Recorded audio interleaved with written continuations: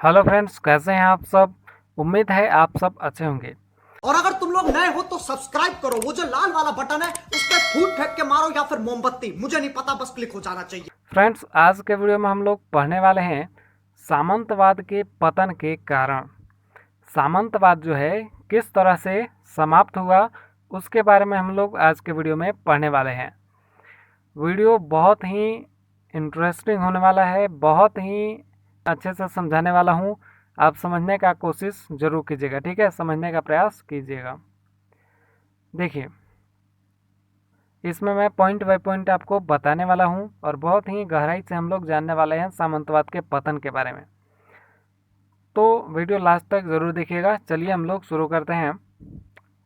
सबसे पहला पॉइंट है कि सामंतवादी व्यवस्था के पतन का जो मुख्य कारण है वो सामंतों का आपसी मतभेद था। कैसे, चलिए इसको बताता हूँ। देखिए, दो सामंत लोग हैं, ठीक है। मान लीजिए दो सामंत लोग हैं यहाँ पर, और ये दोनों लोग क्या करते थे कि कोशिश करते रहते थे कि अपना जो भूमि है जो राजा से मिला है उसको बढ़ाएं, किसी तरह से बढ़ाएं उसको। और ये सामंत भी सोच रहा है कि अपना ज़मीन किसी तरह से बढ़ाएं, जिसके कारण दोनों सामंतों के बीच बनता नहीं था अच्छा से। ठीक है, मतलब आप समझ रहे हैं नहीं। कि किसी भी सामंतों के मतलब कोई भी सामंत था, उन किसी भी मतलब दो सामंत के बीच अच्छे से बनता नहीं था। जिसके कारण क्यों नहीं बनता था, क्योंकि ये लोग जो हैं अपने ज़मीन को बढ़ाने के चक्कर में रहते थे। मतलब एक दूसरे सामंत से अपना मतलब कि ज़मीन वमीन हड़पने के चक्कर में थे, जिसके वजह से जो है इन मतलब कि इन सामंतों में बनता नहीं था अच्छी तरह से, जिसके कारण बुरा प्रभाव पड़ा किसानों पर। कैसे कि ये लोग अपने ज़मीन बढ़ाने के चक्कर में ध्यान देते थे और इधर किसानों को ज़मीन दिया नहीं खेती करने के लिए, और खेती करने के लिए ज़मीन नहीं दिया इन्होंने, तो क्या हुआ कि इनको कर वगैरह जो मिलता था किसानों से, जो खेती का जो हिस्सा मिलता था वो भी नहीं मिला, जिसके कारण इनकी आर्थिक स्थिति बहुत ही बुरी हो गई, जिसके कारण ये धीरे धीरे समाप्ति की ओर जाने लगे। मतलब धीरे धीरे सामंतवाद खत्म होने लगा।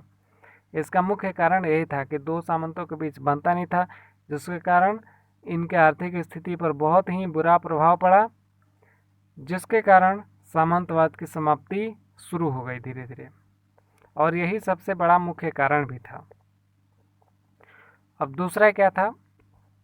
दूसरा कारण, यूरोप के लोगों में राष्ट्रीयता का भावना जागृत हुई, जिसके कारण सामंतवाद का पतन शुरू हो गया। अब लोग धीरे धीरे जागरूक होने लगे यूरोप में, ठीक है, ये यूरोप की बात है। यूरोप में लोग धीरे धीरे जागरूक होने लगे, सामंतों को धीरे धीरे मतलब कि सामंती जो सामंत व्यवस्था थी उसको धीरे धीरे ख़त्म करने लगे, ठीक है। और वहीं से सामंतवाद का पतन भी शुरू हो गया। यूरोप में तेज़ी से शिक्षा को महत्व दिया जाने लगा, जिसके कारण जनता में राष्ट्रीयता की भावना जन्म लिया। इससे सामंतों द्वारा रची गई नीतियों का आंतरिक रूप से बहिष्कार शुरू हो गया।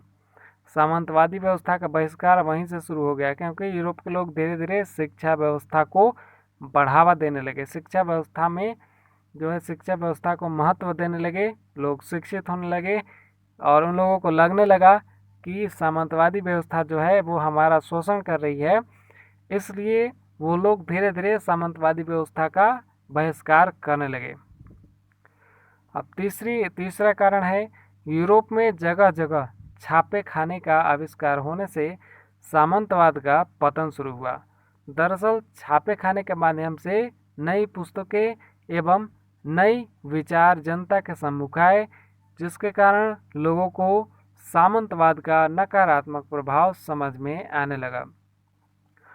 छापे खाने मतलब वो छापा मारी वाला नहीं, वो प्रिंटिंग वाला, ठीक है, प्रिंटिंग वाला जो है खोले गए स्थान जगह, ठीक है, प्रिंटिंग का छापा खाना उसी को कहा जाता है, मतलब छापे खाने, ठीक है, जहाँ पर पुस्तक वगैरह छपता है। तो उसके वजह से जो पुस्तक वगैरह छपा तो वो धीरे धीरे लोगों के बीच गया, लोग उसको पढ़े और उनको पता चला कि सामंतवादी व्यवस्था किस तरह से नकारात्मक प्रभाव डाल रहा है। तो इसके कारण जो है लोग जागरूक हुए इससे और सामंतवादी व्यवस्था को धीरे धीरे खत्म करने लगे। अगला कारण है सामंतवाद के कारण यूरोप में धर्म युद्ध हुए, जिसके कारण प्रजा के बीच सामंतों का प्रभाव समाप्त हो गया। मध्यकालीन में कई धार्मिक स्थलों पर अपने अपने अधिकार के लिए दो गुटों के बीच युद्ध हुए, जिनमें सामंतों ने भी भाग लिया था। जो है धर्म युद्ध हो गए, जिसके कारण सामंत व्यवस्था था उसका कोई मतलब नहीं रहा, उसका प्रभाव धीरे धीरे खत्म होने लगा। अगला है कारण नए एवं आधुनिक हथियार व गोला बारूद के प्रचलन के कारण सामंतवाद का महत्व कम होने लगा। जब यूरोप में आधुनिक बंदूक, गोला बारूद एवं अन्य हथियारों को प्रयोग में लाया जाने लगा, तब सामंतवाद का पतन भी शुरू हो गया। सामंत लोग भी सोचे कि अब भाई जो है हथियार वगैरह लोगों के बीच आ गया है, बहुत सारे गोला बारूद आ गए हैं, तो अब धीरे धीरे जो है इन लोगों पर शोषण करना भी बंद करना होगा, क्योंकि क्या पता लोग कब जो है ख़त्म कर दें। तो इससे धीरे धीरे सामंतवाद व्यवस्था खत्म होने लगी। पहले राजा की सुरक्षा का भार सामंतों पर होता था, ठीक है, परंतु नए हथियारों के चलन के पश्चात सभी राजाओं ने अपनी खुद की सेनाएं स्थापित की, जो नवीन हथियारों से सुसज्जित होती थी। अब भाई सामंत लोगों की भी कोई आवश्यकता नहीं हुई, क्योंकि सामंत लोग राजा की सुरक्षा का ध्यान रखते थे, ठीक है, अपना सैनिक उसकी सुरक्षा के लिए लगाते थे। लेकिन अब भाई राजा सोचे कि अब क्या खर्चा करें, तो वो क्या किया कि अपना जो है अपना ही सेना डायरेक्ट तैयार कर लिया, आधुनिक हथियार वगैरह, गोला बारूद वगैरह सब रेडी। सामंत लोगों की व्यवस्था मतलब सामंत लोगों की ज़रूरत अब नहीं रही, जिसके कारण ज़मीन उनसे लेने लगा राजा। ठीक है, राजा उनको ज़मीन देता क्यों था? ताकि वो उसकी सुरक्षा का ध्यान रखे, उसकी ज़रूरतों का ध्यान रखे। लेकिन अब भाई ये खुद अपनी ज़रूरत पूरा कर सकता है, तो क्यों दे ज़मीन उसको अब। अगला कारण है सामंतवाद के कारण कृषक वर्ग के लोगों का शोषण किया जाता था, जिससे तंग आकर कृषकों ने सामंतों के खिलाफ विद्रोह शुरू कर दिया। जैसे मैंने दूसरे वीडियो में शायद बताया है कि सामंतवाद व्यवस्था जो थी, सामंत लोग थे वो किसानों पर बहुत ही अत्याचार करते थे, मतलब कि किसानों का बहुत ज़्यादा शोषण करते थे वो लोग। जैसे किसान मान लीजिए ज़मीन से जो कुछ भी उगाया उसका बहुत बड़ा हिस्सा तो सामंत लोग ही ले लेते थे, और किसानों को थोड़ा सा मिलता था, जिसके कारण किसान और गरीब होते गए। ठीक है, गरीब पे गरीब ही रह गए, और सामंत लोग धीरे धीरे धनी होते गए। तो अत्याचार बहुत ज़्यादा हो गया, तो इसलिए किसानों ने भी उसका विद्रोह शुरू कर दिया, श्रमिकों ने भी उसका विद्रोह शुरू कर दिया, जिससे स्वतंत्र होने के लिए कृषकों ने 1831 में विद्रोह आरंभ कर दिया था। जब अत्याचार बहुत ज़्यादा बढ़ गया तो कृषकों ने 1831 में ही विद्रोह शुरू कर दिया। ठीक है, अगली जिसके कारण जो है समाप्त हो गया। अगला कारण है धर्म सुधार आंदोलन एवं पुनर्जागरण के कारण भी सामंतवाद का पतन हुआ। जो धर्म सुधार आंदोलन जो चलाए गए और पुनर्जागरण जो चलाए गए, उसके कारण भी सामंतवाद का पतन हुआ। लोग जागरूक हुए धीरे धीरे, और सामंतवादी व्यवस्था को धीरे धीरे जो है ख़त्म करने लगे। मतलब ख़त्म क्या करने लगे? सामंतवादी व्यवस्था का विद्रोह करने लगे, जिसके कारण सामंत लोग जो है धीरे धीरे प्रभावहीन होते गए। मतलब कि उनका कोई अब ज़्यादा अथी नहीं, मतलब कि वैल्यू नहीं होता था।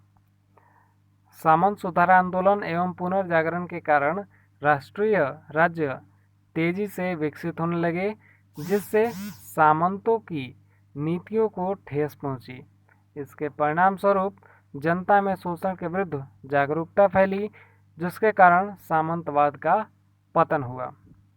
जो धर्म सुधार आंदोलन और पुनर्जागरण जो चलाए गए थे, उसके कारण राज्य में बहुत तेज़ी से विकास हुआ।